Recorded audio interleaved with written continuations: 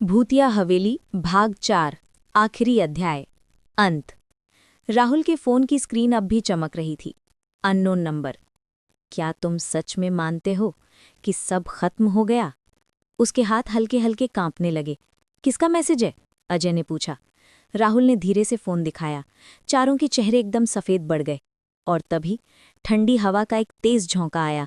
मैदान के बीच खड़ी वो परछाई धीरे धीरे उनकी तरफ बढ़ने लगी। नेहा ने डरते हुए कहा, हवेली तो खत्म हो गई थी, फिर ये क्या है? राहुल ने गहरी सांस ली। शायद कुछ अब भी बाकी है।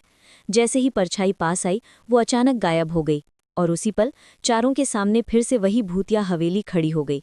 लेकिन इस बार वो पहले से भी ज्यादा डरावनी थी, पूरी तरह काली, जैसे अंधेरे से बनी हो। दरवाज़ा अपने आप खुल गया। क्रीं। इस बार किसी ने अंदर जाने की हिम्मत नहीं की, लेकिन तभी राहुल के फोन से वही आवाज़ आई, अंदर आओ, नहीं तो ये यहीं खत्म नहीं होगा। अजय ने कहा, अब पीछे हटने का कोई रास्ता नहीं है। चारों ने हिम्मत जुटाई और अंदर कदम रखा। अंदर सब कुछ बदल चुका था। दीवारों पर खून जैसे निशान थे और हर तरफ अजीब फुसफुसाहटें गूंज रही थीं। तुमने सोचा कि एक आत्मा की मुक्ति से सब खत्म हो जाएगा? आवाज़ गूंजी। अचानक उनके सामने एक नई आकृति प्रकट हुई। वो चंद्रिका नहीं थी, वो कुछ और था, एक काला साया जिसकी कोई शक्ल नहीं थी। मैं हूं इस हवेली का असली मालिक, वो साया बोला। राहुल ने पूछा, तुम कौन हो? साया हंसा। मैं वो अंधेरा हूं जो हर लालच, हर धोखे और हर डर से पैदा होता है। चारों को समझ आ गया, ये सिर्फ एक आत्मा नहीं थी, ये उन सभी बुराइयों का रूप था जो हवेली में हुई थी। अचानक फर्श टूटने लगा और चारों अलग अलग गड्ढों में गिर गए। हर किसी के सामने उसका सबसे बड़ा डर फिर से आ गया, लेकिन इस बार वो डर और भी खतरनाक था। आवाज़ गूंजी, तुम कभी जीत नहीं सकते। राहुल ने अपनी आंखें बंद की और खुद से कहा, डर सिर्फ हमारे अंदर है। उसने चिल्लाकर कहा, ये सब झूठ है। धीरे धीरे उसके आसपास का अंधेरा कम होने लगा। अजय, नेहा और पूजा ने भी हिम्मत जुटाई। चारों ने एक साथ कहा, हम डर को नहीं मानते। अचानक चारों फिर एक जगह इकट्ठा हो गए।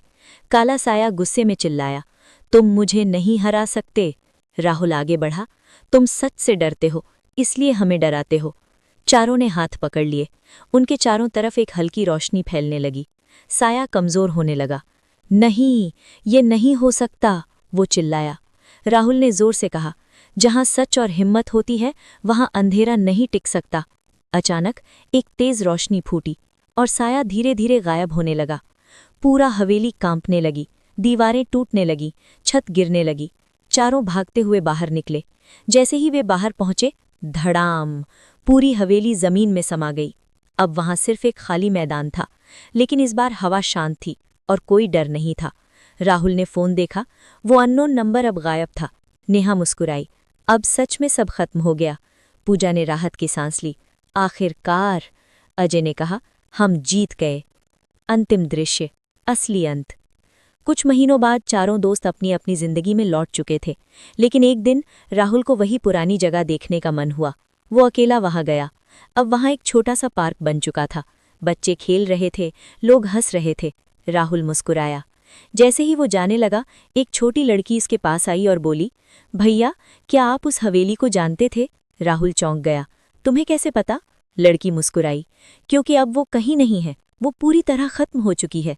राहुल ने राहत की सांस ली। जैसे ही वो पीछे मुड़ा, लड़की गायब थी। समापन। इस बार सच में सब खत्म हो चुका था। ना कोई हवेली, ना कोई आत्मा, ना कोई अंधेरा।